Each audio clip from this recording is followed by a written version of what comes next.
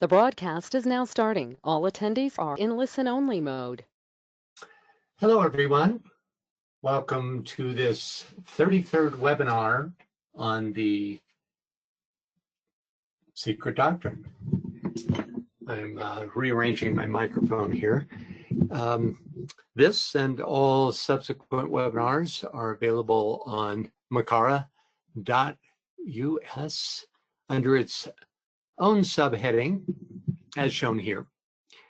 The Secret Doctrine, the Secret Teachings of All Ages, and Sacred Geometry webinar series are now also available on YouTube.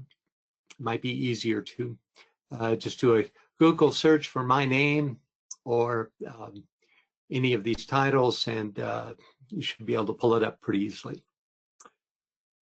Okay, as is our habit, we'll start by checking in on HPP's travels in India, as described in Old Diary Leaves. In last month's reading, we found our duo making their way through southern India by palanquin under particularly trying circumstances. This month finds them in Madras, now Chennai, on the southeast coast, where we'll read about the founding of the Theosophical Society's Indian headquarters in nearby Adyar. So we'll need a couple of readers for this. Actually, let me look. Yeah, I think one reader could read this whole section. Oops. Let me see. Carrie, can you read that for us, please?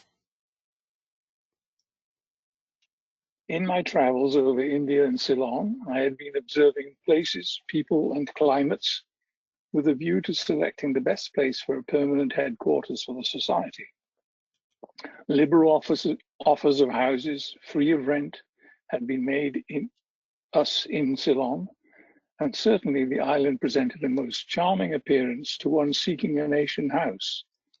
But several considerations, such as its isolation from India, the cost of postage, and the backward intellectual state of the people as a whole, overweighed its loveliness and led us to choose India in preference. Up to the present time, however, I can't read the, oh, sorry. Oh, are you having trouble reading? It's my own. No, I got it. Up to the present time, however, no good property had been offered us, and we had made no definite plans. On the 31st of May, however, we too were begged by Judge Muthuswami's sons to go and look at a property that was to be had cheap. We were driven to Adyar, and at the first glance knew that our future home was found. So if you'd like to keep reading, that'd be great. Sure. Okay. The palatial building, its two riverside smaller bungalows, its brick and mortar stables, coach house, go-downs, storerooms, and swimming bath, its avenue of ancient mango and banyan trees, and its large plantation of casuarinas, one of the cone-bearing trees, made up an enchanting country residence, while the price asked, 9,000 rupees odd, or about £600, was so modest, in fact, merely nominal, as to make the project of its purchase seem feasible even for us. We accordingly decided to take it, and in due course this was effected by the noble help of P. Iyalu Naidu and Judge Muthuswami Chetty, the first of whom advanced part of the money, and the other secured a loan of the rest on very easy terms.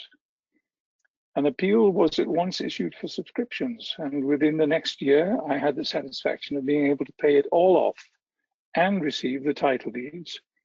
The cheapness of the price is accounted for by the fact that the opening of the railway to the foot of the Nilgiri Hills brought the lovely sanitarium of Uttakamund within a day's ride of Madras, caused the high officials to spend half the year there and threw their grand Madras bungalows on a market without bidders. What I paid for Huddlestone's gardens was about the price of the old mineral materials if the building should be torn down.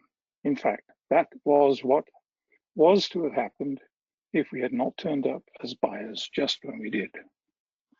It's an extraordinary bit of good luck, huh? Can you imagine getting this place? You can hear this place for £600. Yeah, fantastic. Even in, I mean, £600 is a lot more than it is now, but nonetheless. Francis? By the way, that's, yeah. I'm sorry. Leslie typed a little message here. She says, it's interesting that Maria Montessori lived her remaining years at the TS headquarters there in Adyar once she escaped from Mussolini and then from Hitler. Is that right? How amazing. Wow. Well, here we have another luminary, Charles Leadbeater, on the roof of the headquarters building. Up there in the upper right, you can see his great beard blending into his white suit there. That might be him. He looks awfully thin. No, I don't think that's him on the left. Anyway, you could see it was quite a property. Okay. Last month, we finished our survey of verse 3 from stanza 4 with its focus on pi, the twice 7, and 1065, the thrice 7, which HPB tells us represents successively involutional waves of the sons of flame, the initiating activity of the third logos, which is the focus of this entire stanza. This brief quote from TCF may relate to the involutional aspect of 1065. I bring it up because we didn't have it last time we talked about this number 1065. And this is where the association with the Deva kingdom came in. The number of the Deva evolution is 6, and that of man is now 5. So you wonder, could be a coincidence, but the fact of 1065 relating and to this, it might have some reference. So this is followed by my hypothesis on the possible connection between the numbers that make up pi and the diverse aspects of manifestation, the essences, flames, elements, etc., described in verse 3. Here was my chart. We'll revisit this idea a little bit later. We then began our study of HPB's commentary on verse 4, which speaks of the army of the voice, the creative potency of the word, and in this context, the usually unrealized potency of everyday speech, all of which is embodied by the goddess of speech and wisdom, Sarasvati.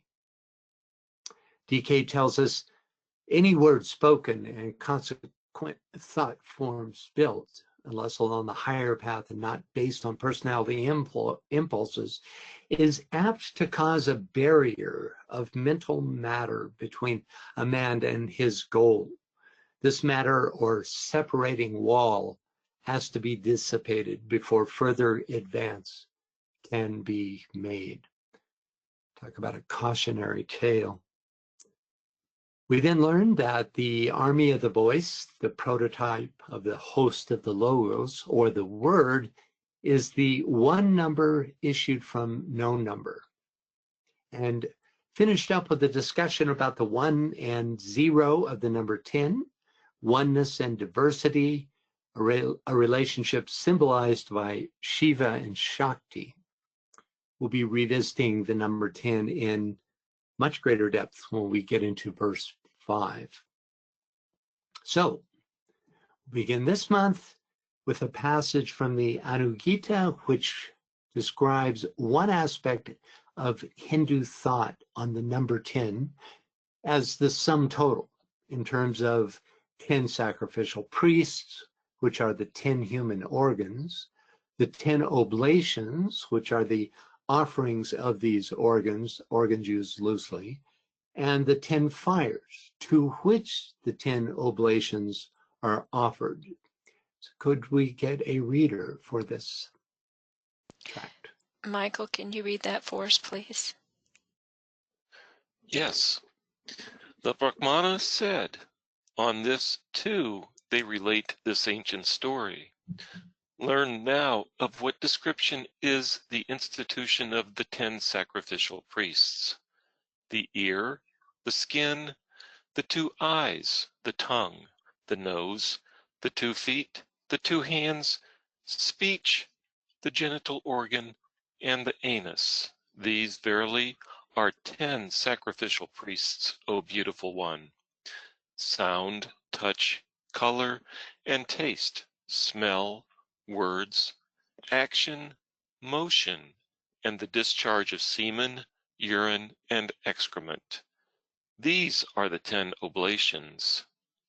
The quarters, wind, sun, moon, earth, and fire, and Vishnu also, Indra, Pragapati, and Mitra. These, O beautiful one, are the 10 fires. The 10 organs are the makers of the offerings. The offerings are 10, O beautiful one. Objects of sense, verily, are the fuel. They are offered up into the 10 fires. The mind is the ladle, and the wealth is the pure highest knowledge.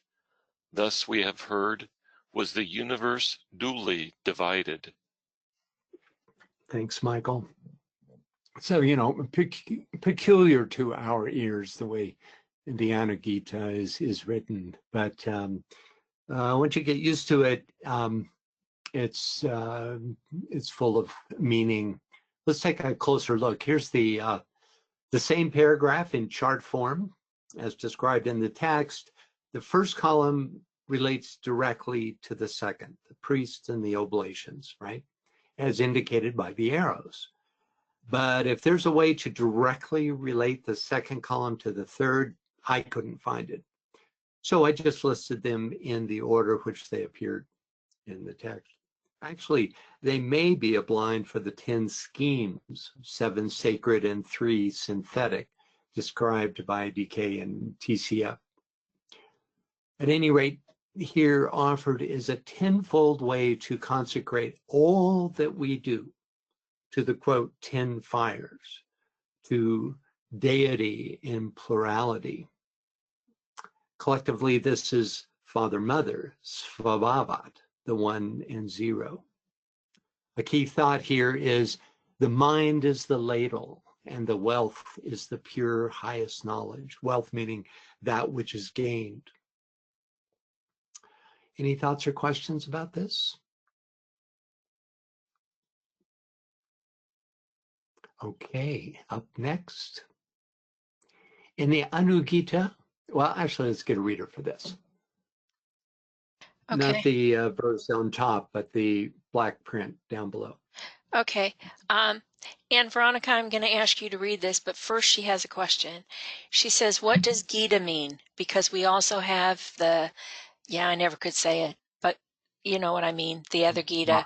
So what is that translated? Well, Gita is a term for, what's considered to be the New Testament of the Mahabharata. It appears in the Vedas, and it is the that dialogue between Krishna and Arjuna, right? But the Anugita,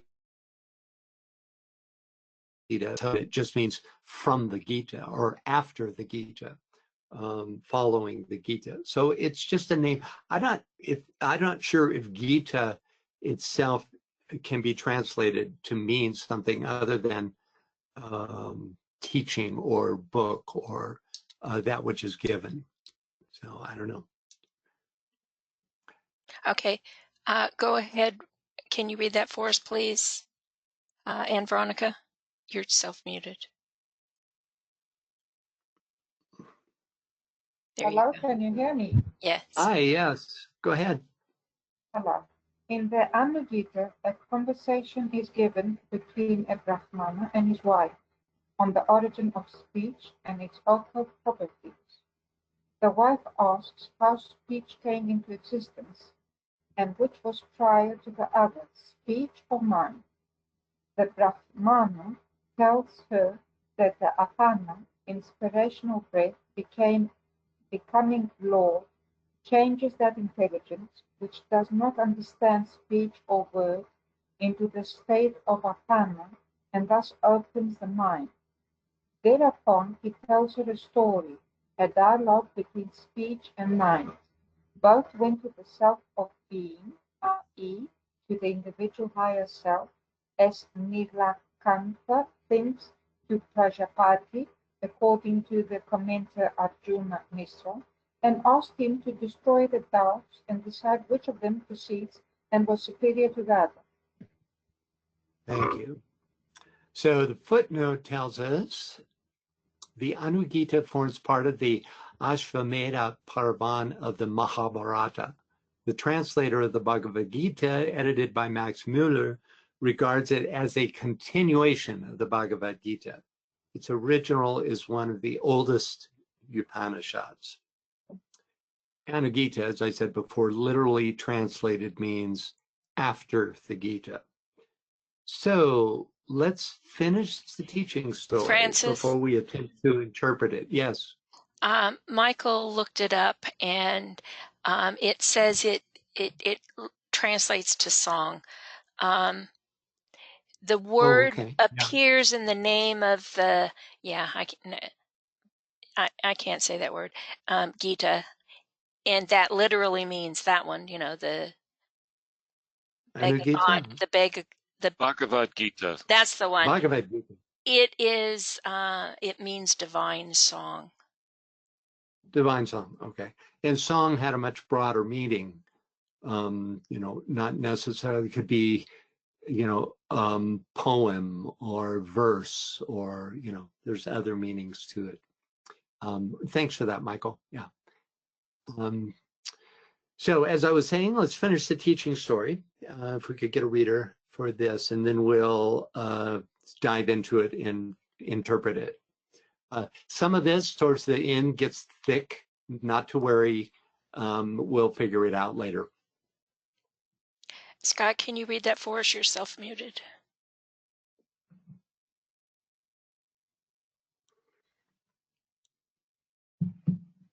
Well, I'm not hearing from... There we go. There we go. There you go. Just took me a second to get it together here. 4. Don't start with to this, the Lord said. Okay. To this the Lord said, mind is superior. But speech answered the self of being by saying, I verily yield you your desires, meaning that by speech he acquired what he desired. Thereupon again the self told her, there are two minds, the movable and the immovable. The immovable is with me, he said.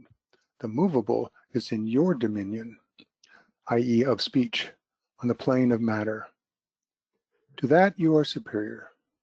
But inasmuch, O beautiful one, as you came personally to speak to me in the way you did, i.e. proudly, therefore, O Sarasvati, you shall never speak after hard exhalation. The goddess speech, Sarasvati, a later form or aspect of Vash, the goddess also of secret learning or esoteric wisdom, verily dwelt always between the prana and the apana. But O noble one, going with the apana wind, vital air, though impelled, without the prana, expirational breath, she ran up to Prajapati, Brahma, saying, be pleased, O venerable sir. Then the prana appeared again, nourishing speech. And therefore, speech never speaks after hard or inspirational exhalation. It is always noisy or noiseless. Of these two, the noiseless is the superior to the noisy speech. The speech which is produced in the body by means of the prana, and which then is transformed into apana, and then becoming assimilated with the udana, physical organs of speech. Then finally dwells in the samana, at the navel, in the form of sound, as the material cause of all words, says Arjuna Misra. So speech formerly spoke, hence the mind is distinguished by reason of its being immovable, and the goddess speech by reason of her being movable. Thanks, Scott. Now, could you give us a thumbnail interpretation of that? You have movable and immovable, mind and speech. Yeah, or very speech and good. mind. Right. Yeah. Good recovery. This is, there's a lot in here that's just a real head scratcher, right? But that's this difference between the immovable and movable is one of the most important concepts. So anybody have any thoughts or questions so far? Okay, from the top. The Brahmana, or priestly caste, is the highest caste in Indian society. For this reason, only Brahmins paint their houses blue, the skin color of Indian deity. The question posed by the Brahman's wife is, how did speech come into existence, and which came first, speech or mind?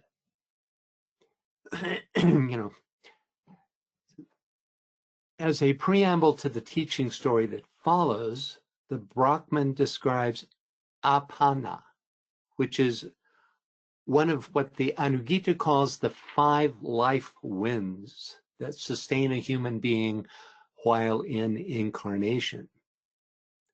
The Anugita tells us the prana and the apana, the udana, the samana, and the vayana, these 5 winds also are joined to the inner self, and together with speech, mind, and understanding, make the 8 constituents of the universe. So we have the 5 winds plus higher and lower mind, the latter represented by speech, joined to the inner self. Plus, we're here told these are the 8 ever-present components of the universe. In addition, prana and apana are a pair of opposites, with prana representing the upward wind, the presence of spirit, and apana, the downward wind and the presence of the lesser self. Thus it is apana, the downward wind, that transforms intelligence into the state of consciousness called movable mind, which is capable of understanding speech. DK describes this in terms of translating the intuitive but non-verbal insight gained on the Buddhic plane into brain consciousness, thus making that high source cognizable, interpretable by speech, and thus available for service. Following this, we have a dialogue between speech and mind, who together seek audience with the higher self. And finally, we get to the point of the story. Which of them, speech or mind, came first, and which is superior to the other? The answer reveals that there is a higher immovable mind, which is one with the higher self, and a lower movable mind, which is the domain of speech. The dialogue that then follows is a somewhat convoluted teaching on the interrelatedness between speech and breath, during which we discover that the goddess speech, quote, verily dwelt always between the prana and the apana, a kind of revelatory midway point, which can be experienced through the practice of the yoga science of breath control called pranayama. These passages from the second volume of the Secret Doctrine shed further light on the place between these 2 breaths. Could we get a reader for these, please? Yes. Yvonne, can you read that for us, please? You're self-muted.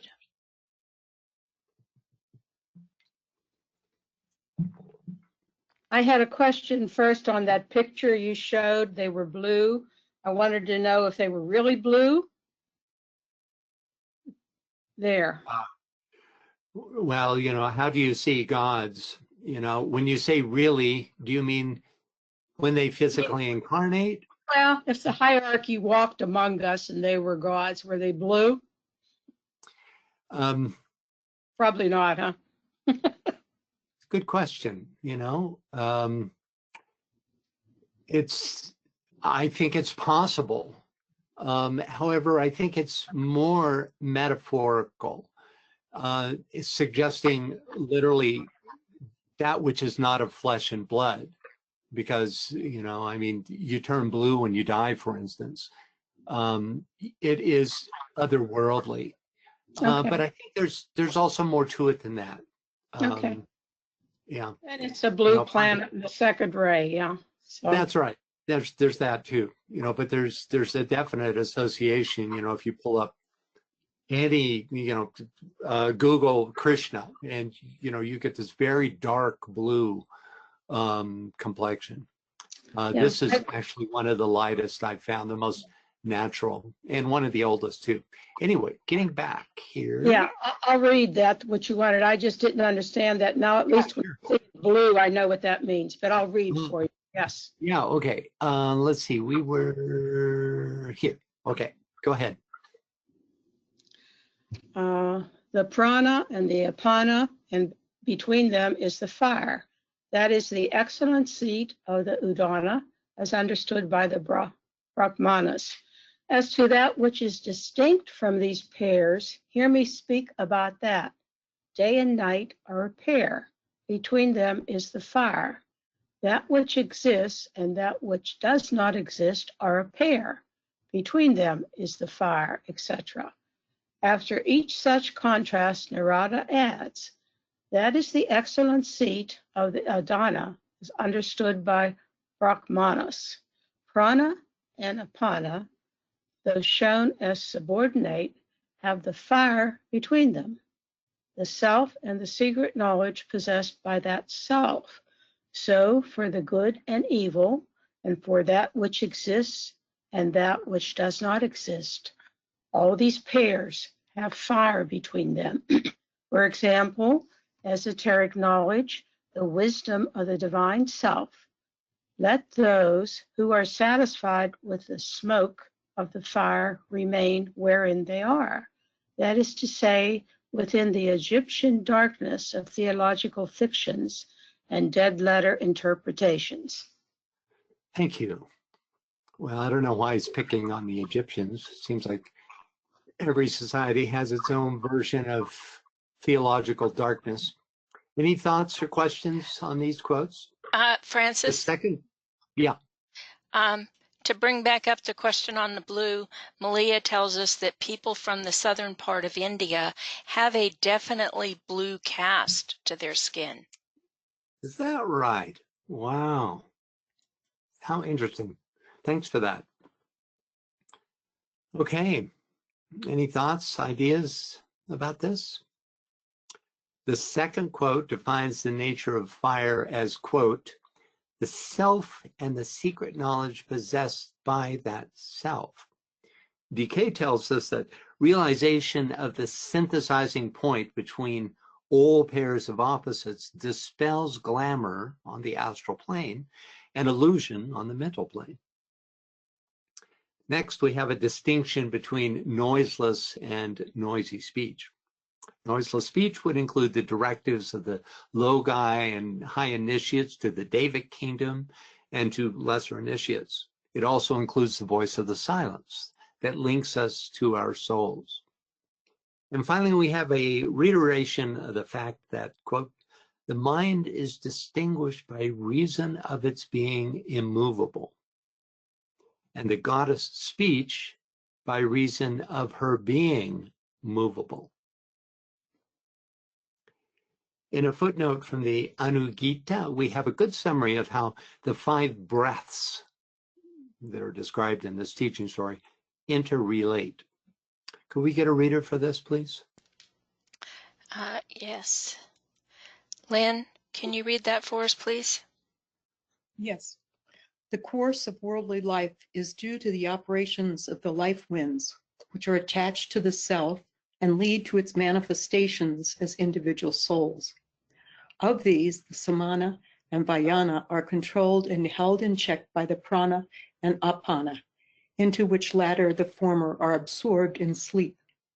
The latter two are held in check and controlled by the udana, which thus controls all. And the control of this, which is the control of all the five, and which is otherwise called penance, destroys the course of worldly life and leads to the supreme self. So clearly more is involved than just breath control. Rather, it's the states of consciousness gained through this breath control, which eventually, quote, destroys the course of worldly life and leads to the supreme self. This diagram reveals the point of fire, the place where the self is revealed, to be the central point of each of the pairs of opposites, which is one with the center point of the circle of Udana. So any thoughts or questions about this somewhat oblique system? So there are two interrelated topics explored in this teaching story. First, the movable and immovable minds and its relationship to speech. And two, the five winds, prana and apana, samana and vayana, and the synthesizing udana. The subtlest, highest pair of these is prana and apana, between which lies the fire, described as, quote, the excellent seat of the udana, which leads to, or is itself, I'm not sure which, quote, the self and the secret knowledge possessed by that self. Seems to me likely that these five winds relate to the upper and lower intervals between inhalation and exhalation as taught by DK. But there is, of course, a world of subtlety in the practice of pranayama that's totally beyond the scope of this series. In both cases, in both the DK and in this system, it is the consciousness facilitated by these practices, not the practices themselves, that engenders the growth. Right? It becomes a means to an end. Right? So, any final Francis. thoughts on? Yeah. Yeah. And Veronica says, it reminds me of the 4-2-1 of the monastic planes. The four lower subplanes of the monastic plane, the concrete mind, then the next two subplanes, the son of mind equals the soul, and the two higher planes, the abstract mind with the two higher planes of the monastic plane and the solar angel. Yeah, that's very interesting. So you'd have the the Vayana and Samana, I think that's what it's called. Let me go back up here.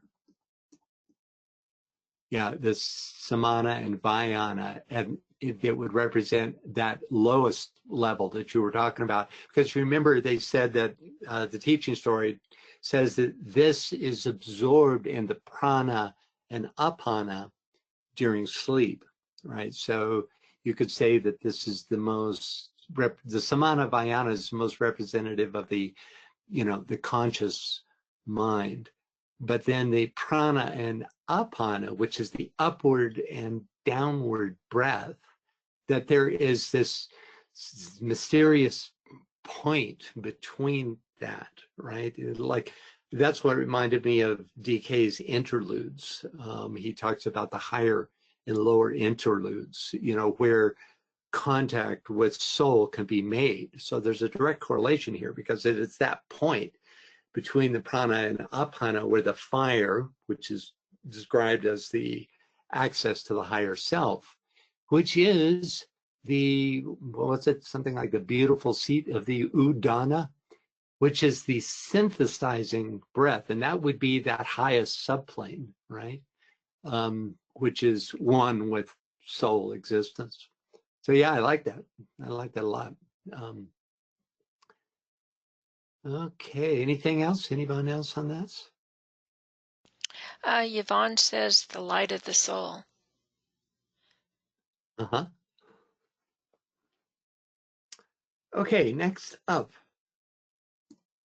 I'll have to go back through these. All right. So can we get a reader for starting at A below the verse? Just by the way, I've said this before that I always put the verse up so you'll know what we're referencing to. You can jump up and see what it is, but we don't read it every time, of course. So that's always in the dark blue, and then we read starting with the black. Okay, go ahead. Karen, can you read for us? You're self-muted right now. Right. Did you say Karen or Carrie? I think you said Karen. I did say Karen, but okay. Next time, Carrie. I'll switch. Okay. Okay. This allegory is at the root of the occult law, which prescribes silence upon the knowledge of certain secret and invisible things, perceptible only to the spiritual mind, the sixth sense, and which cannot be expressed by noisy or uttered speech.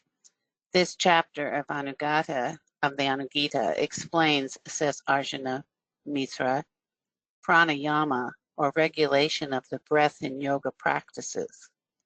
This mode, however, without the previous acquisition of, or at least full understanding of the two higher senses, of which there are 7, as will be shown, pertains rather to the lower yoga.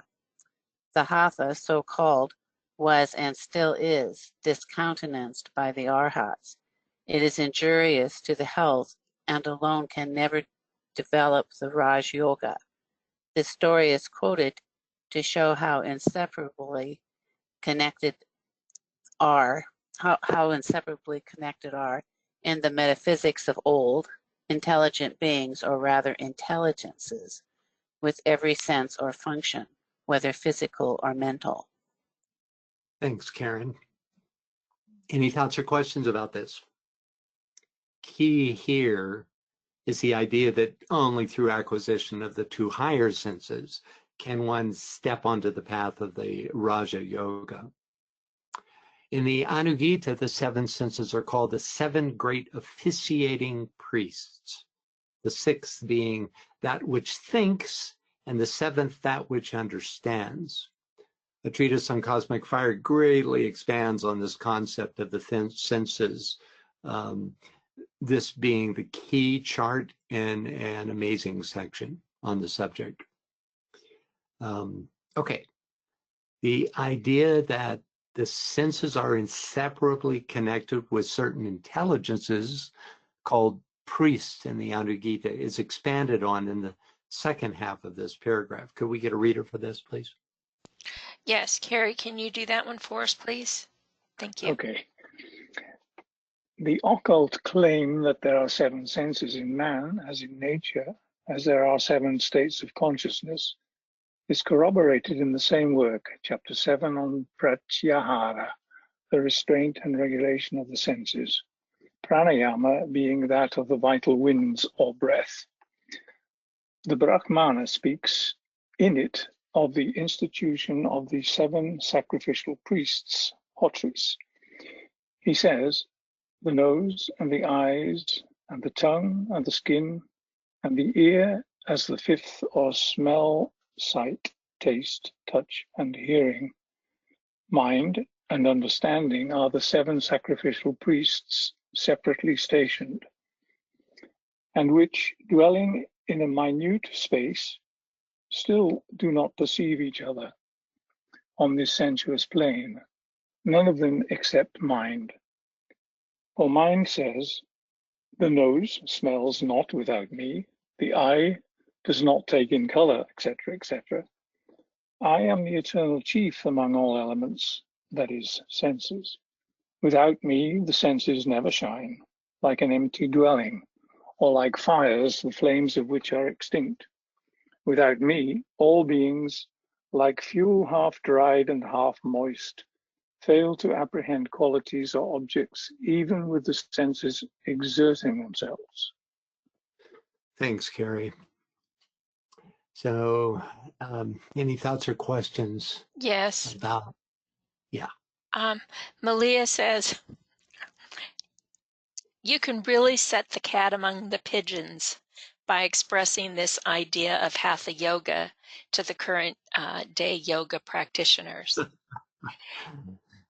Yeah. Well, you know, people have different goals, right? A lot of hatha yoga people really are into fitness. And the hatha yoga practice, you know, in a yoga salon in the US is really different than the hatha yoga practice by, you know, sannyasins and fakirs in 19th century and earlier India.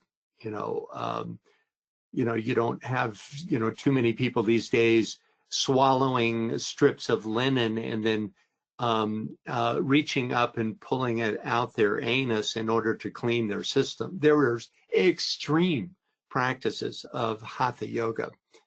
You can go online and find some of these. So it's all depends on the goals, intended goals. Originally, it was conceived by oh gosh, his name just flew out of my mind. Well, anyway, I'll say 6,000 years ago plus, as a method of preparing the body to move into Raja Yoga, right? Basically so that it could be still during the higher processes. And then, as so often happens, it became its own discipline, a kind of you know, a lesser practice, and it developed its own adherence and became a whole system unto itself, right? But as a path for gaining enlightenment, well, it's not. So I hope that helped a bit. Yeah, you can't really compare, you know, the hatha yoga of 19th century India and current day yoga. It's like you say, you know, you really are setting the cat in among the pigeons. Okay, HPV references the idea of the seven senses as seven sacrificial priests in her commentary on verse 1 of this stanza, wherein she says, could we get a reader, please? Okay, Malia, can you read that for us, please? You're self-muted. There you go. Speaking of the seven senses, symbolized as hotris, priests, the Brahmana says in Anugita, thus these seven senses, smell and taste and color and sound, etc., are the causes of emancipation. And the commentator adds, it is from these seven from which the self is to be emancipated. No, I. Oh, I, okay. I am here devoid of qualities. Must mean the self, not the Brahmana who speaks. Yeah, okay.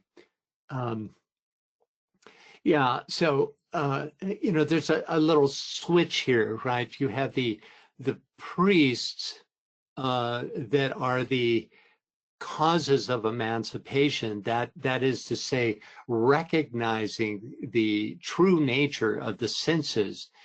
In recognizing the true nature of the senses, they become like priests who lead to the truth, right? Because the priests aren't themselves the truth. So you can see how the metaphor, you know, this whole idea of priests, you know, or here it's the 10 sacrificial priests, right? You can see how it can be used as that intermediate stage, like a priest is, to gain higher awareness, right? Okay. So in fact, you know, the use of priests as a metaphor for any group of human functions that outwardly demonstrates the hidden energy of the higher self is an oft-used device in the Anugita. The footnote referencing the synthesizing capabilities of mind reads, this shows the modern metaphysicians added to all past and present Hegel's, Berkeley's, Schopenhauer's, Hartmann's, Herbert Spencer's, and even the modern hilo-idealists to boot, no better than the pale copyists of hoary antiquity. Okay. When those of us participating in the secret teachings of all ages webinars were exploring the history of philosophers in the introduction to that work, we found that rarely, if ever, was a Western philosophical concept introduced that hadn't already been more thoroughly developed in the ageless wisdom teachings. You can, in fact, I often found myself in the attitude of, oh, that's great. You know, somebody in some isolated philosopher in the West actually came to this conclusion that has been thoroughly explored and developed, you know, in other holy scripture, right? Holy teachings, often from the East, right? There seemed to be a real firewall between, you know, Western philosophy and these source texts from the past. Okay. Francis. Next up. Yeah. And Veronica asks, is he talking about the lords of the plains? In what context? Okay, hold on a minute here. Let me unmute her. Oh, you're talking about maybe the priests? You're self-muted, and Veronica. Can you clarify for Francis, please? Yes, I was thinking about the priests, could they be the lords of each plane? We know that each plane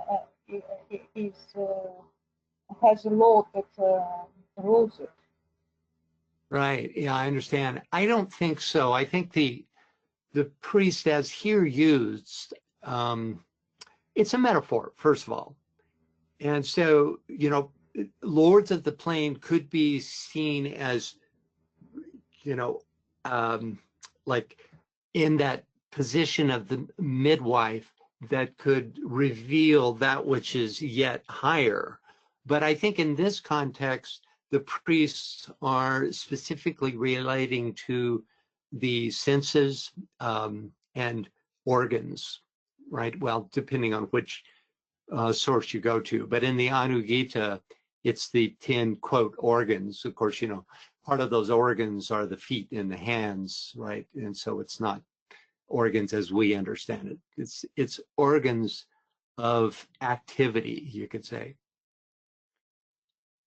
Okay, so let me get through to this. We're about to read this, right? Yeah, I think so. Yeah, so we need a reader, please. Okay. Lorraine, can you read that for us, please? You're self-muted. You're still self-muted. There you go. This, of course, with regard only to mind on the sensuous plane. Spiritual mind, the upper portion or aspect of the impersonal manas, takes no cognizance of the senses in physical man.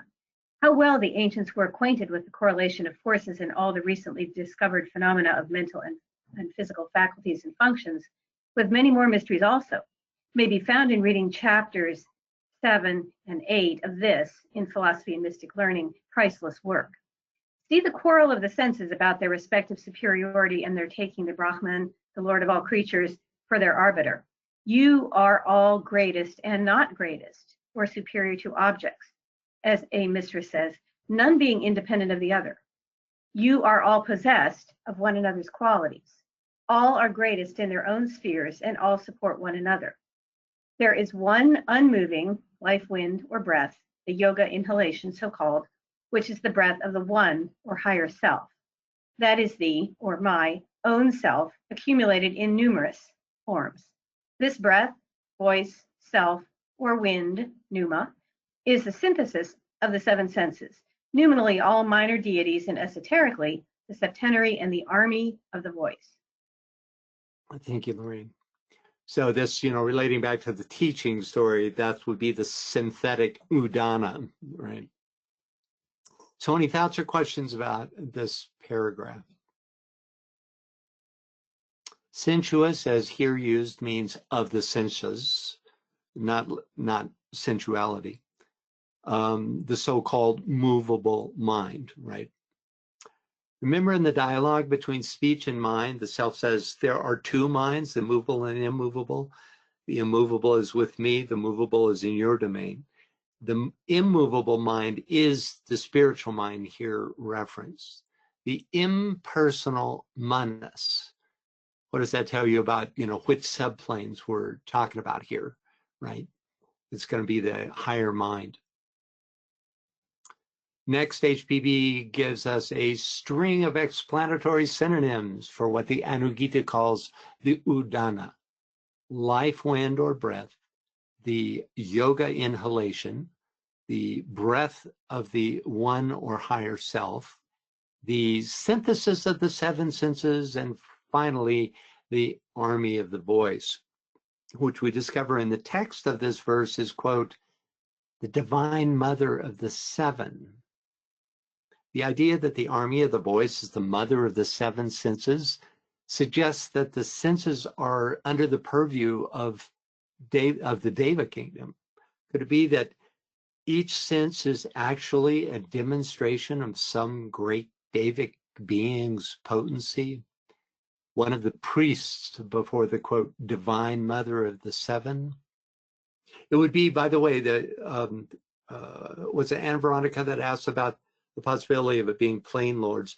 This would be those high beings that would be related to the priest, some Devic being whose the sense that they represented would be demonstrating on each plane sequentially that particular sense, the potency of that particular sense.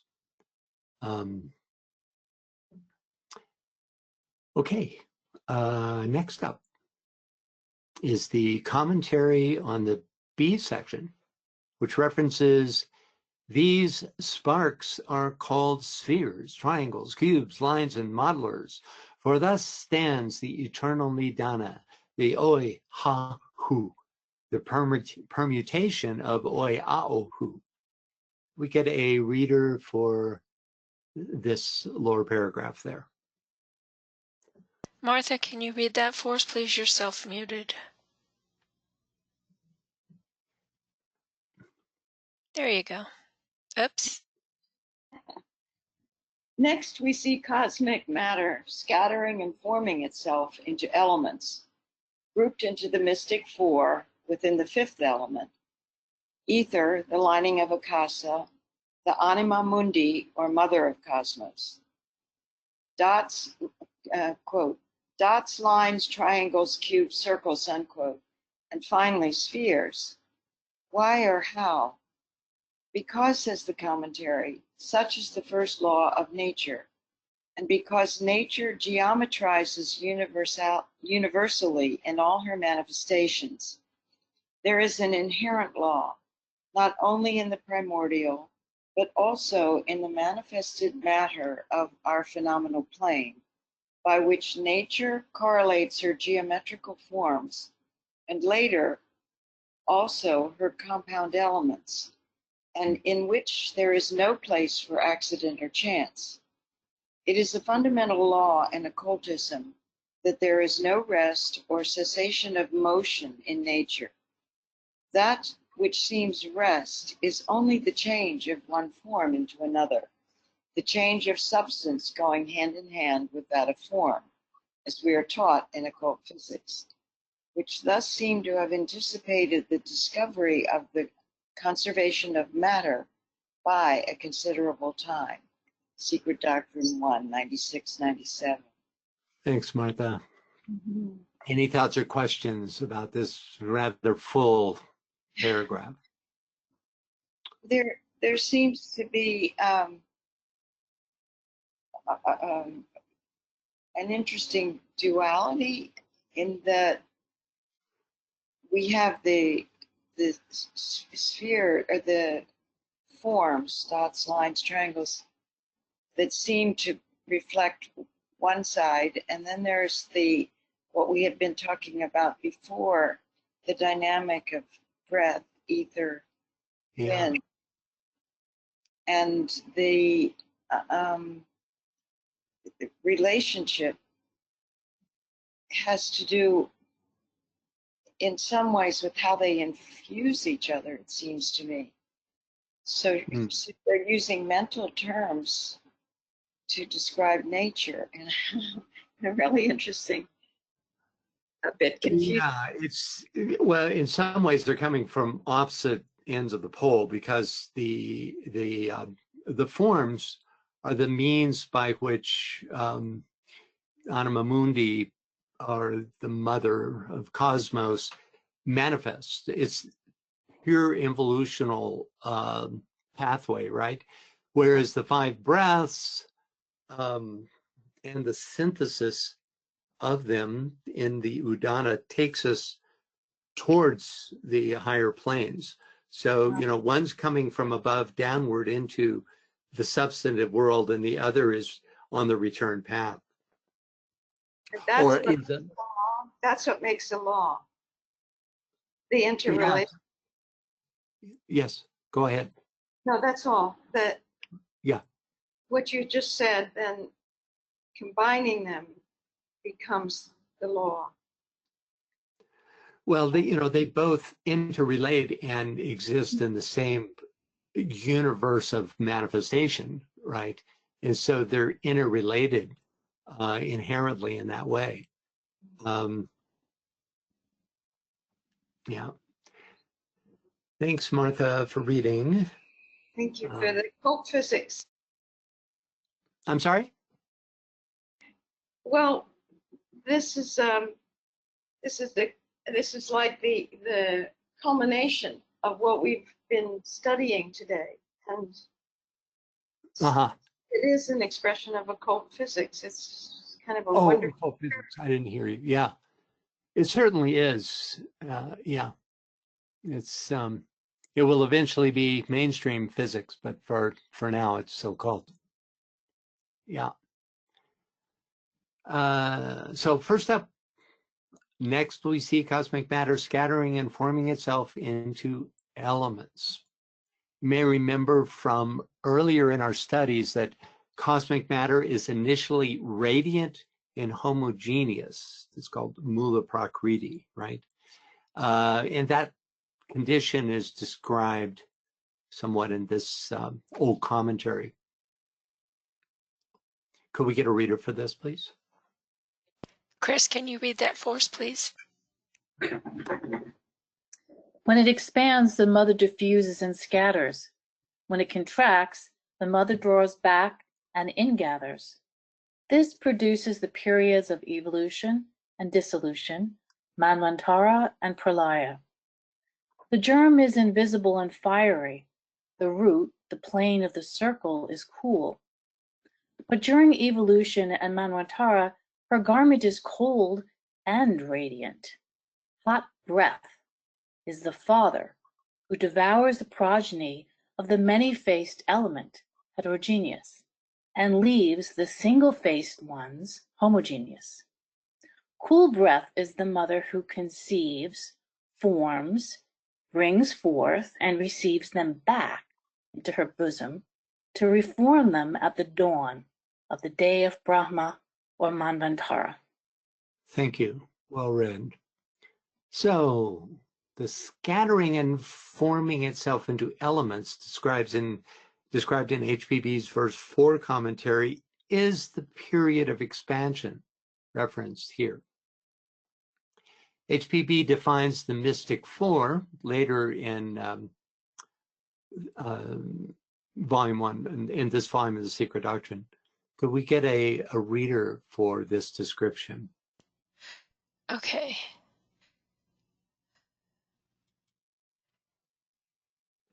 Mary, can you read that for us, please? You're self-muted.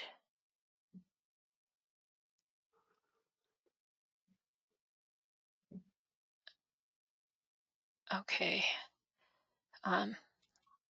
Scott, can you read that for us, please? First from one emanated number two, or air, the Father, the creative element. Then number three, water, the Mother, proceeded from the air. Ether or fire completes the mystic four, the Arbal Baal, I guess, Arbal. When the concealed of the concealed wanted to reveal himself, he first made a point, primordial point, or the first Sephiroth, air, or Holy Ghost, shaped into a sacred form, the 10 Sephiroth, or the heavenly man, and covered it with a rich and splendid garment. That is the world. Thanks, Scott. So, if you take out the text in between, you have here, when the concealed wanted to reveal himself, he first made a point, right? And shaped it into a sacred form, which is described by the 10 Sephiroth, which is, all manifestation, right? So you have the 1 and the 0, the 10, which is the tetractys. The mystic four can also be represented by the triangle within its circle, with the circle representing causal unity, the concealed, and the top point of the triangle being manifested unity, the Father. In this paradigm, the left side of the triangle is the mother aspect, the right side, the Son, and the baseline, all potential manifestation. Philosophically, this aligns with the symbolism of the tetractys. HPB tells us that this is all happening, quote, within the fifth element of ether, the lining of Akasha. Here are charts of the cosmic and systemic etheric planes. This involutional stage of it is described in the stanzas of Dzyan given in a TCF. Could we get a reader for this? Stanza 2, just part of stanza 2. Describes basically what we've been talking about here. Okay. Which is this.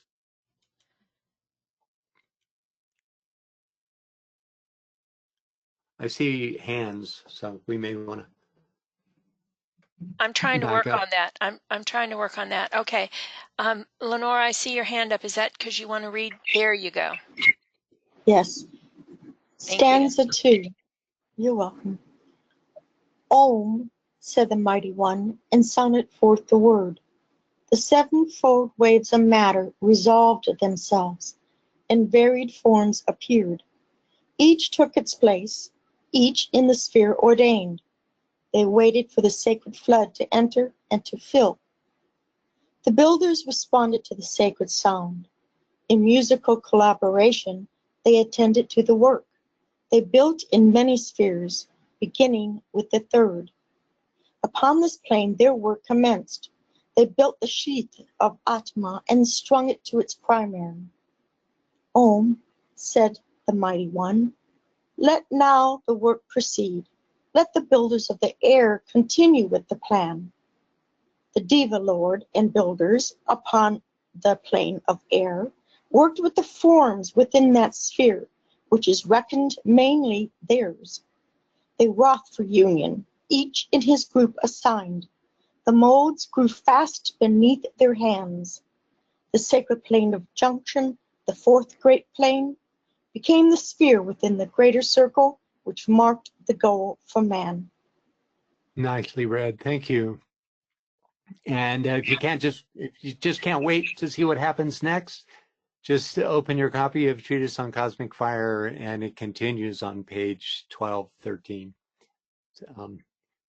Truly fabulous set, alternate set, you could say, of stanzas of Dzyan. Okay, next up, dots, lines, triangles, cubes, circles, and finally spheres. Why or how? Because, as the commentary, such is the first law of nature. because nature geometrizes universally in all her manifestations. Okay, see where it here says, the sevenfold ways of matter resolved themselves and varied forms appeared. Each took its place, each in the sphere ordained. That, I think, relates to these primordial forms, right? The actual manifestation comes much later, right? This is that first stage of diversification, right? Okay, let's see. So this series, dots, lines, triangles, cubes, circles, and finally spheres, describes the progressive evolutionary path of the sparks of the one fire of life, the jivas, or atoms, hardened, meaning rendered discrete by Pohat. Next up,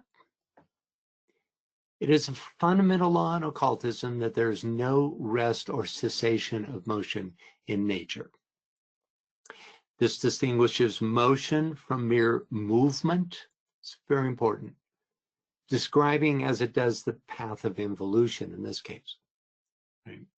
So let's take a look at the footnote, which reads, it is the knowledge of this law that permits and helps the Arhat to perform his siddhis, or various phenomena, such as disintegration of matter, the transport of objects from one place to another. Here's a famous photo of an Indian fakir. You can make of that what you will. Is this fakir faking it, or is he indeed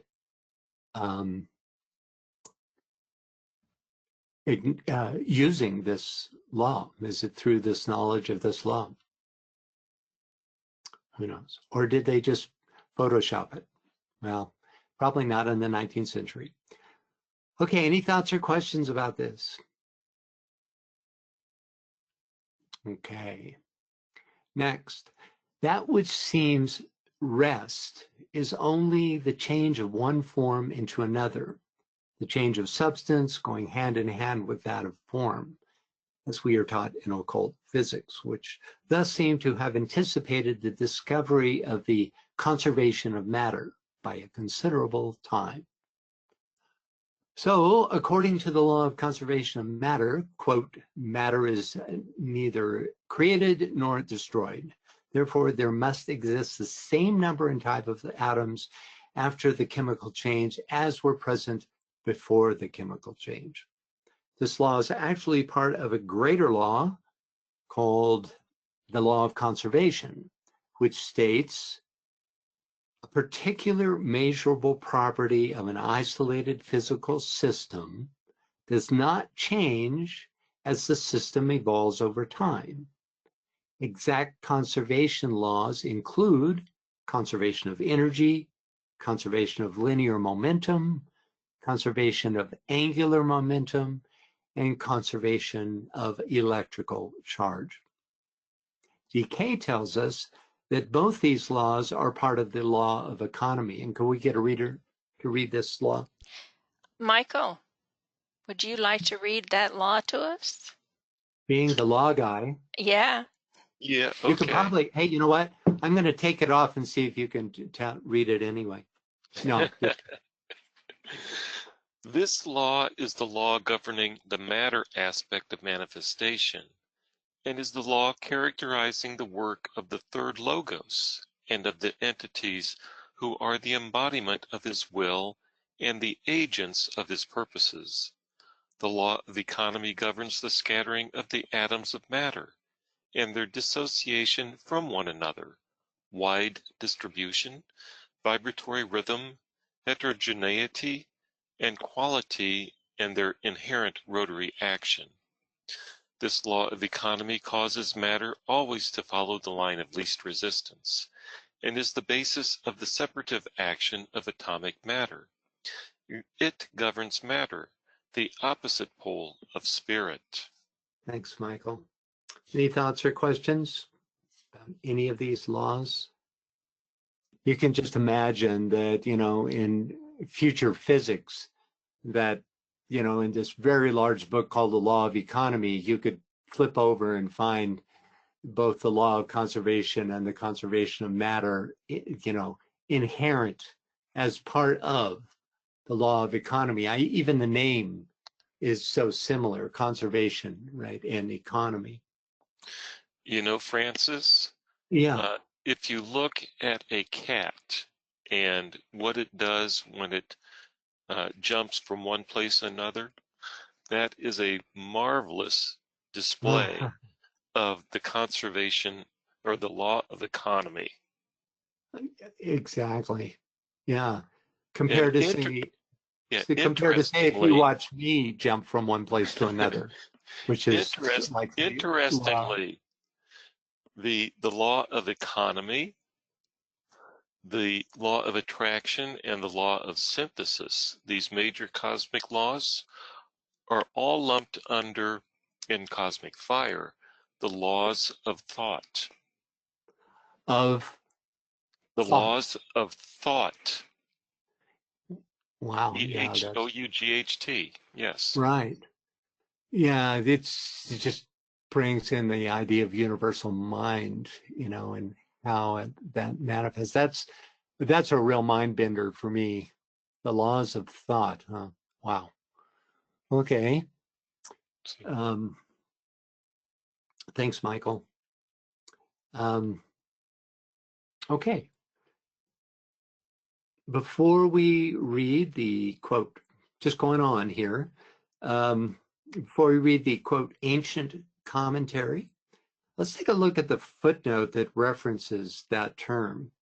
It says, these are ancient commentaries attached with modern glossaries to the stanzas, as the commentaries in their symbolical language are usually as difficult to understand as the stanzas themselves.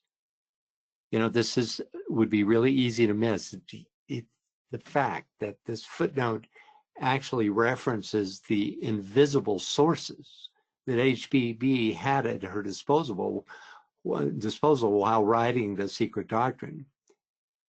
Just using the references both stated and inferred in this footnote, we can formulate a list from inner to outer, from the most esoteric to the most exoteric of these sources. The Stanzas of Dzyan in Sinzar was available to HPB through her inner sight, as we discovered on the very first page of the proem. It was also available through her inner connection with the overshadowing masters and other inner side helpers that guided her as she wrote. As we move further into old diary leaves, we'll be finding out more about this inner connection. Which also facilitated her access to the commentaries and glossaries, all so that HPB might more successfully write and publish her own commentaries. So, you know, you got to stay on point. And a lot of times these footnotes reveal a lot. Any thoughts or questions about this? Yes, there's a couple here. Martha says that we are reading a new creation story. Yeah, indeed. That's really what the stanzas of Dzyan are. Yeah. And then she adds, was Blavatsky's, I can't talk today, first language Russian? It is a very visual alphabet. Oh, yeah, that's interesting. I never thought of that, you know, her awareness of Cyrillic and how that might have impacted her. But yeah, certainly she was born in the upper classes of in Russia. I had all kinds of extraordinary through the veil kind of astral experiences while she was growing up. She was known for that.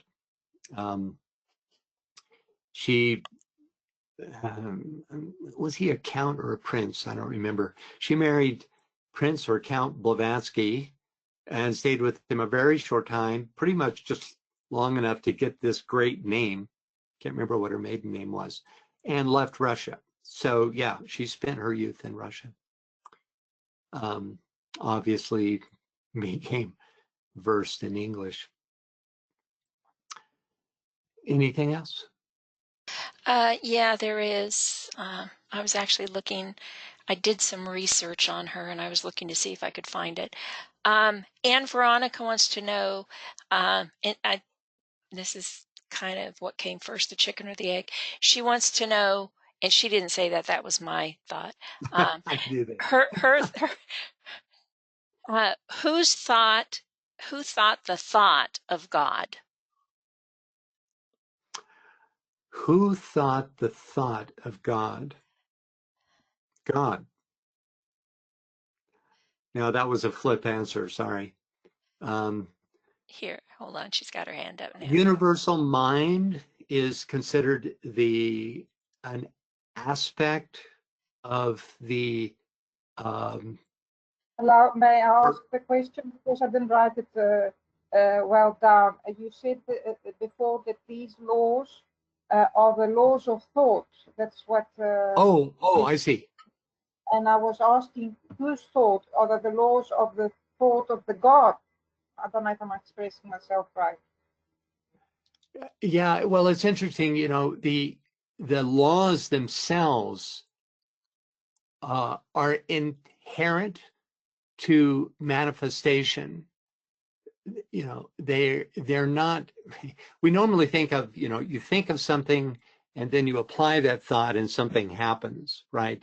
But in this case, these, you know, laws of synthesis, attraction, and economy are part of the thought of God, because they come into being simultaneously with the process of manifestation. So you could say, to answer your question, that they begin their existence with the first logos, who is Narayana, breathing over the waters of space, right? Already the laws, in that breathing over, the laws are already manifesting, right? And then they sequentially manifest.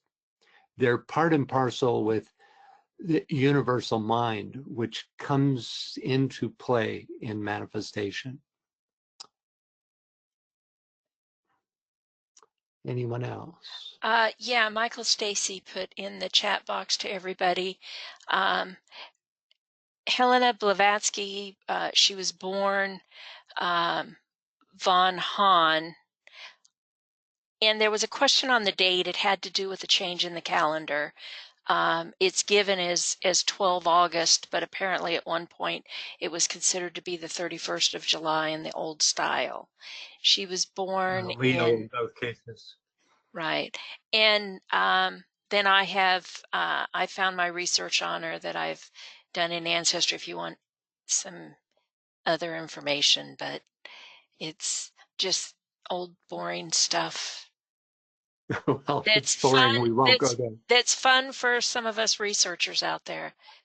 Yeah, it's certainly fun for me. She actually had a couple of husbands, and she went with she was with the one for a short time, then they reconciled. They did have a child who didn't live long. HPV will, all these aspects of HPV will be revealed in the diary leaves, and it's just slowly, gradually, a lot of these facts will come forth, right?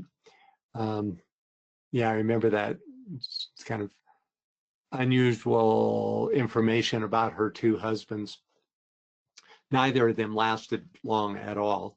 The second one was a karmic obligation, is the way she saw it. I think it happened in New York, and it was over very quickly. She said, I fulfilled my karma to this person, and now that's finished. He's just kind of extraordinary stuff. Anyway, let's move on with the text here. Any thoughts or questions about this source of her material? Okay, I want to get on to the old commentary itself. This old commentary, which is given us in the text, is a rare published example of this inner level source, right? So can we get a reader for this, please? Yes. Lynn, can you read that for us, please? Yes. The mother is the fiery fish of life. She scatters her spawn, and the breath, motion, heats and quickens it. The grains of spawn are soon attracted to each other and form the curds in the ocean of space. The larger lumps coalesce and receive new spawn in fiery dots, triangles, and cubes, which ripen, and at the appointed time, some of the lumps detach themselves and assume spheroidal form, a process which they effect only when not interfered with by the others. After which law number comes into operation.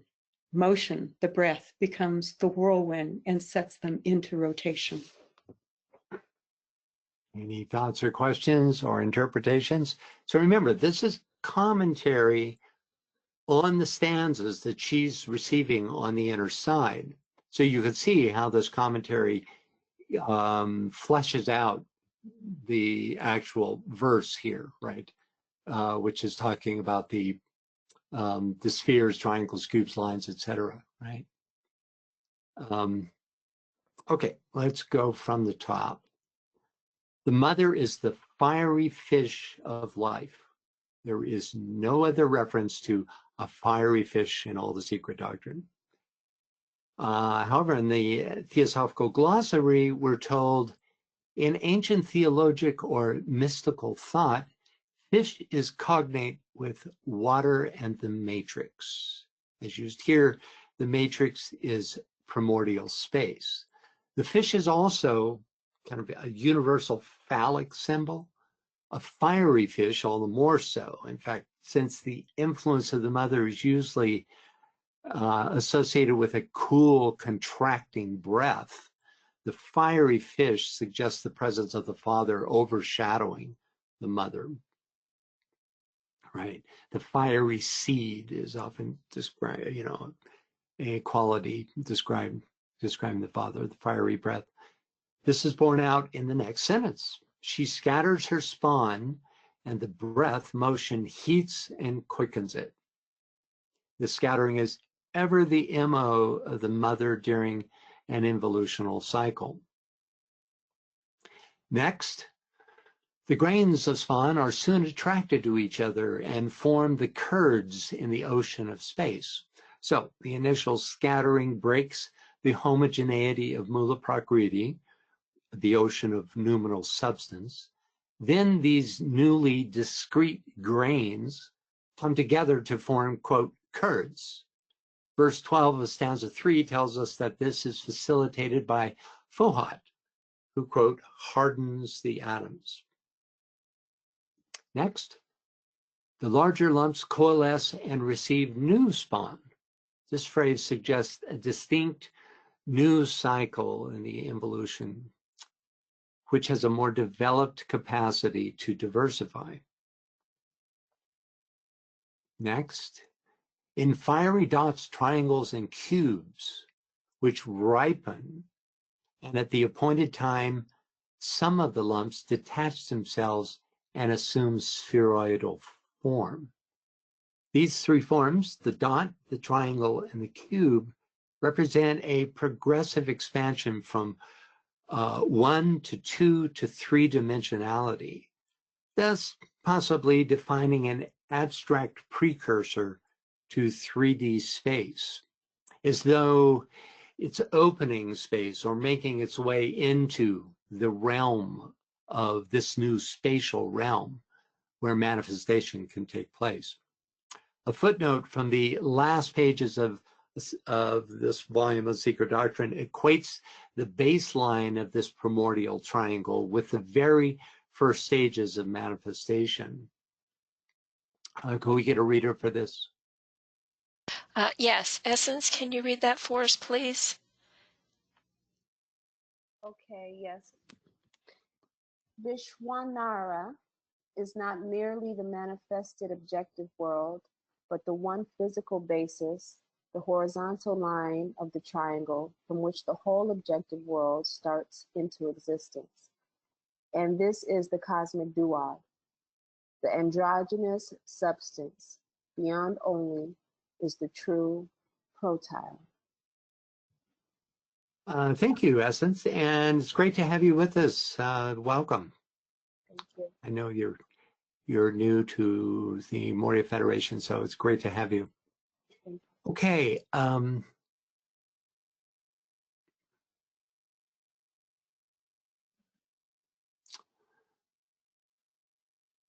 Next,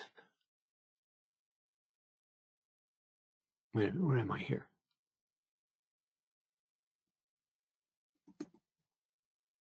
Sorry, I lost my place here for a moment.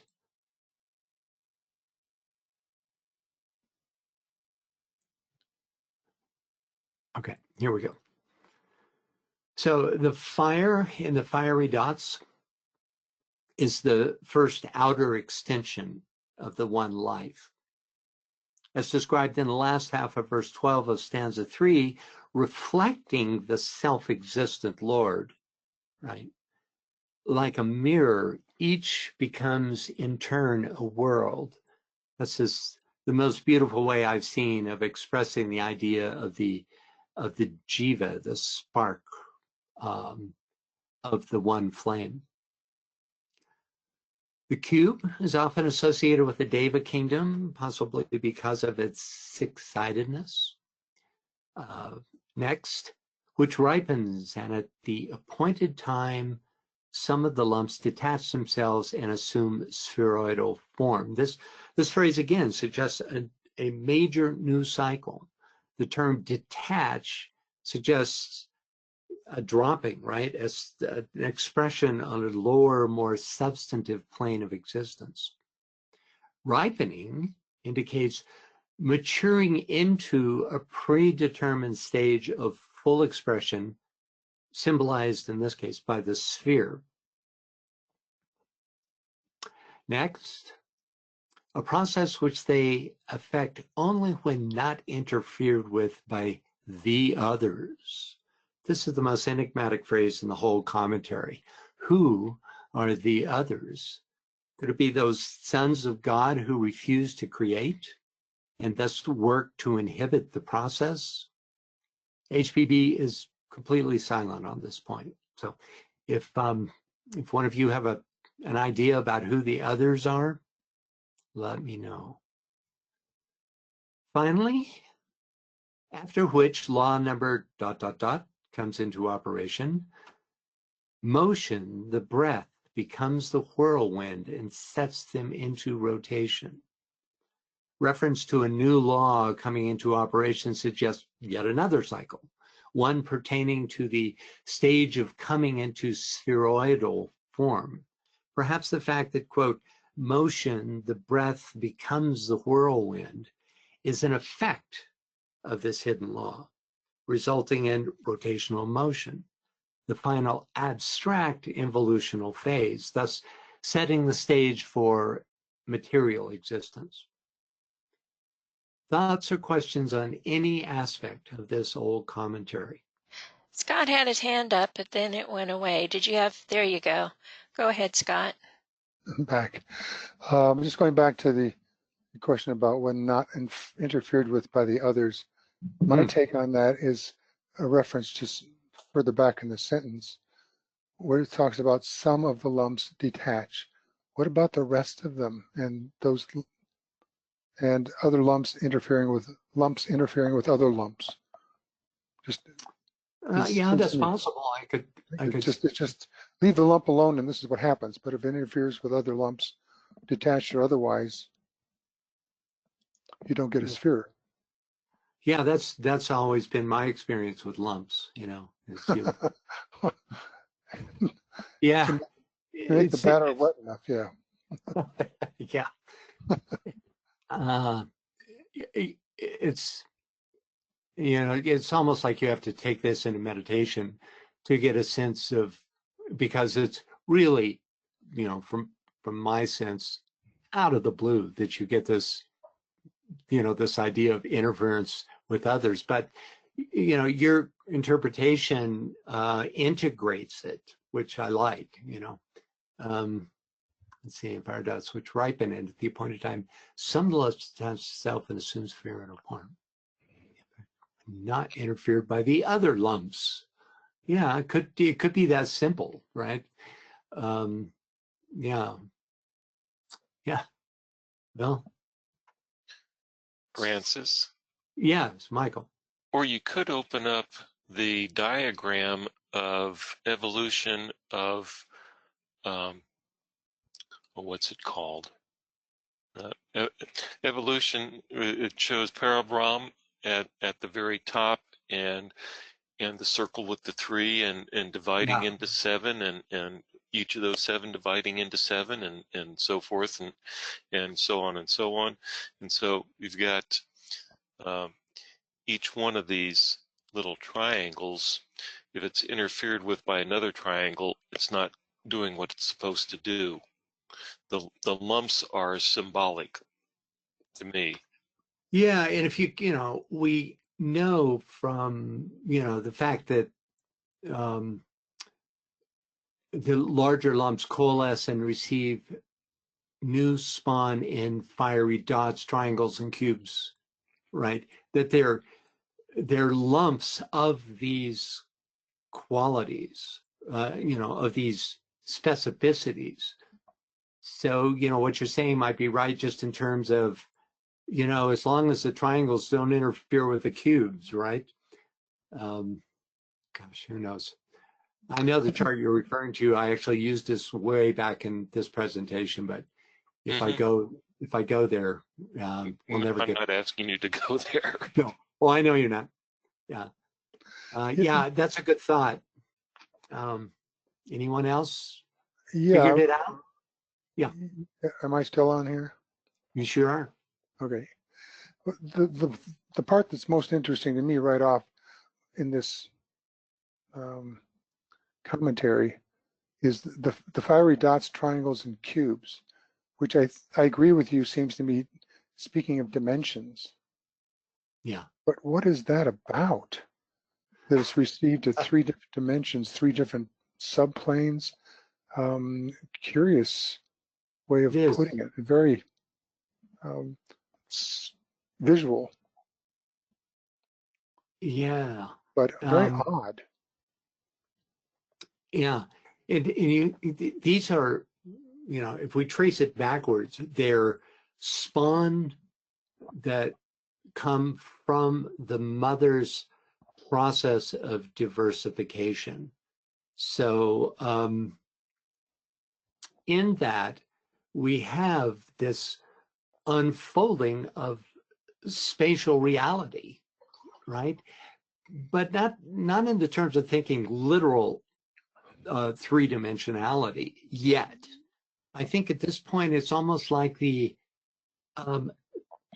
you know, that, you know, those qualities in her spawn that will eventually inhabit. It's like if you go back to stanza 2 in TCF, it talks about each taking their place on the appropriate, in the appropriate sphere, you know, which we would translate as on the appropriate plane, right? But not yet, but those planes or those spheres are not yet, they're still in such a noumenal state or stage that they're not representing what we think of as 3D space, but they're somehow seeding it with, you know, what's causal here, you know? Do the cubes eventually create 3D space, you know, after they ripen? Or, you know, or do they come into further form when that sphere of 3D space is somehow anointed to become that, you know? I don't know. But, you know, we are told that they detach themselves and assumes spheroidal form. So yeah, so it goes to spheroid. Sometimes I see when she does this list, and the ones we looked at today, the cubes seem sometimes to be three-dimensional to me, and other times they seem to be like, why isn't that a square instead? Because the rest of them are all two-dimensional. yeah, exactly. Right, and often DK mixes the squares and cubes. He calls the four the imprisoning cubes. So yeah, it's interesting. I actually get into this more as we go on. So maybe something more will be revealed as we go forth with this. You have a couple of other comments and several hands. Okay. Okay. Chris says Shiva at the churning of the ocean of milk abrogated the interference by swallowing, and his throat turned blue. Well, there's the reason for their blue complexion right there. I've been having that trouble myself, no. Yeah. There's, of course, that's a blind, but what is it a blind for? I mean, that blockage of the throat, suggests a lack of free passage, but I don't know much more. I think you really are looking at source material, though, for what we're talking about here. And then Nicholas says, for example, some planets are spheroidal and others are not. Uh-huh. Okay, yeah. Can you elaborate on that, Nicholas? Hold on, let me unmute him. Can you elaborate on that, Nicholas? Does that suggest to you that there are certain planets that haven't reached their full stage of manifestation and in the spheroidal form? Yeah, good evening. Yeah, just a short comment on the question regarding spheroidal form and then when not interfered with by the others. So we do know that, for example, with our own solar system, that there has been a history of interference of conflicts where the different lumps have interfered with each other, and only some made spheroidal form. Interesting. Other planetoids did not make spheroidal form.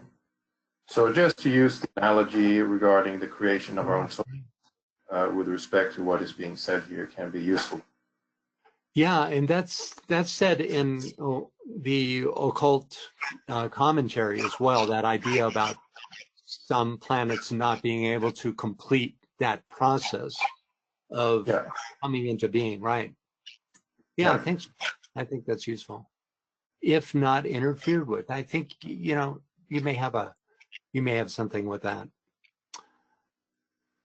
Okay. And then any other comment? We have another hand here, so go ahead, Lenore. You're self-muted.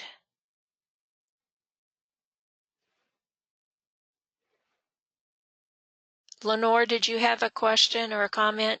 Oops. There you go. Yes. Okay. Yes.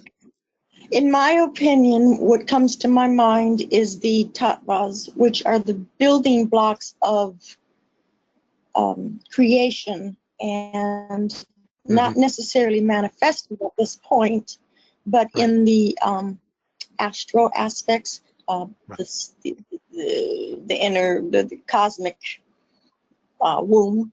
So that's what comes to my mind, because those are the building blocks of creation. Yeah, I think you put a name on it. The tattvas certainly not in any way, manifest as we think of it. In fact, probably not even cosmic physical plane yet. Though you can you can interpret this at whatever level.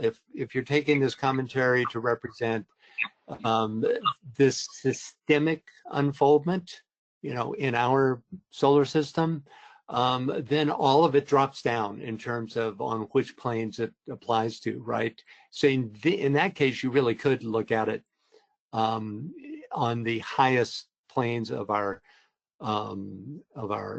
cosmic physical plane, right? But if you look at this at cosmic levels, then you're way up there in the highest ethers, right? In terms of this unfoldment. But in a way, it doesn't matter because, as above, so below, right? You have a mirroring operation going on. Thanks for that. Tattvas, that's interesting. Okay, let's take a look at the footnote. Can we get a reader for this? Sure, I'll go ahead and read it. Maybe I won't. In polemic, what's in a that word? polemical. Thank you. Polemical scientific work, The Modern Genesis. The author, the Reverend W.B. Slaughter, criticizing the position assumed by the astronomers, asks, is it to be regretted that the advocates of this nebular theory have not entered more largely into the discussion of it, the beginning of rotation? No one condescends to give us the rationale of it. How does the process of cooling and contracting the mass impart to it a rotary motion? The question is amply treated in the addendum. It is not materialistic science that can ever solve it. Motion is eternal in the unmanifested and periodical in the manifest, says an occult teaching. It is when heat caused by the descent of flame into primordial matter causes its particles to move, which motion becomes whirlwind. A drop of liquid assumes a spheroidal form owing to its atoms moving around themselves in their ultimate, unresolvable, and noumenal essence. Unresolvable for physical science, at any rate. The irrepressible personality of HPB. Wonderful thing. Okay, any thoughts or questions about this? Polemical just means adversarial, written as a kind of adversarial rebuttal, right? So the addendum is actually part 3 of the last volume, Secret Doctrine, Volume 2, very last section.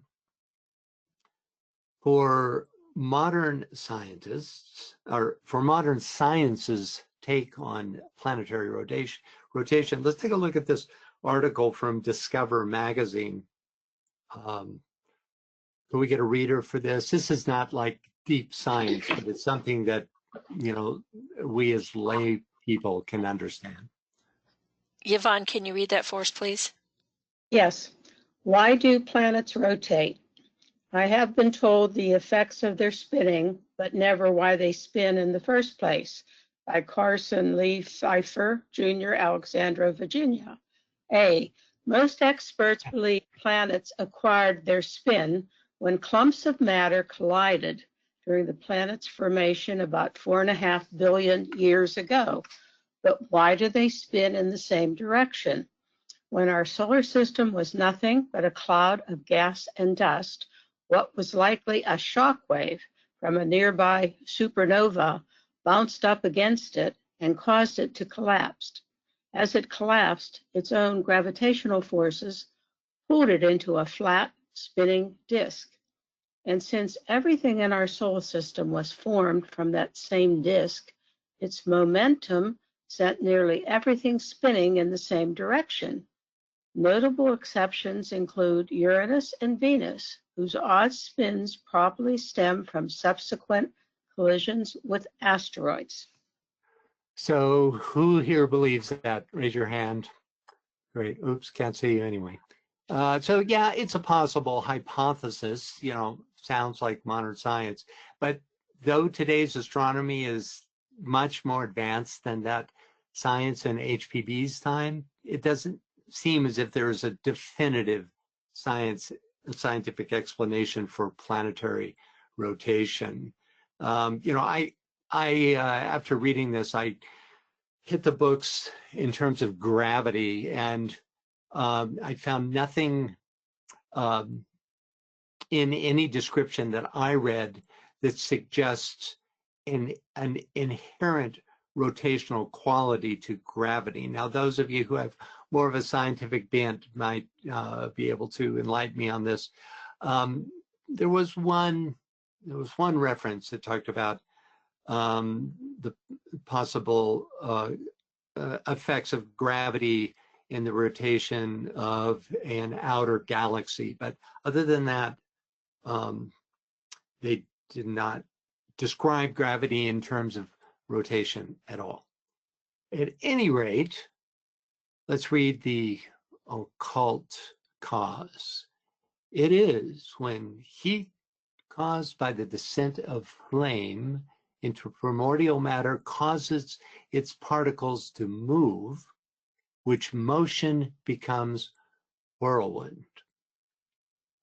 Okay, we're about to enter into a whole new field or subject here, has to do with Oeaohu and Oehahu, right? Which is the permutation of Oeaohu. And guess what? We're out of time. So we're going to pick up right here for next time. And, well, we're at the end of it. Thank you very much for attending. Okay, whoa. Public service announcements. Okay, oh yeah, I know. I wasn't cutting us off quite yet. Okay. So, yeah, go ahead though. The next Secret Doctrine webinar is going to be Sunday, August 16th. Same time, same channel. But before that, we meet on 9 August, which is an unusual time for it. We had to do that because of the full moon events. But so Secret Teaching of All Ages will be 9 August. And then just a week later, we have the Secret Doctrine again. So you have a 3-week vacation, you know, while observing social distancing, you know, you can have a vacation. And then in 3 weeks, we'll meet here again for Secret Teachings of All Ages, followed a week later by the Secret Doctrine. Good. Okay. Anything else? Well, we have all kinds of events going on with the Moira Federation and Why Michael. don't you announce your webinar series? Oh, my webinar series. Okay, my next one. We're almost finished with it, actually. It's the astrology, esoteric astrology, and the pairs of opposites. And so we deal with, you know, the axis. The next one coming up on the 8th of August at 3 p.m. will be on the Virgo Pisces axis. And then we'll have one more after that. But all of it's available there on Makara in the same section where you pointed out your webinars are. So. And then there's all kinds of normal things going on, the Ask events. Michael Stacy has recently sent out an email with all the events for the coming week and links for things if you need them. And I have taken that and posted it on campus. So we've got a lot going on. Did you post the in the chat box the Secret Doctrine? Yeah, great. So if you want to, you know, study between times, there's a link in the chat box that will get you the whole version. It's the version that we use here. So it's a good one. Okay, I see a hand up. Go ahead, Yvonne. I want to tell everyone BL has a birthday coming up August 4th. You're not supposed to tell people that, and we have no webinars that day for the first time in a really long time. How about that? Thank you. Oh, that's great. Yeah, and I see another hand. Oh no, it's pulled back down. Well, we better pull the plug while we can. Thank you all for attending. It's really a privilege for me to be able to host these. I enjoy it so much, and your input is really makes it a worthwhile experience for me. So thank you, and see you in 3 weeks for Secret Teachings of All Ages. Bye-bye. Goodbye, everybody. Thank you, Francis. Blessings to all.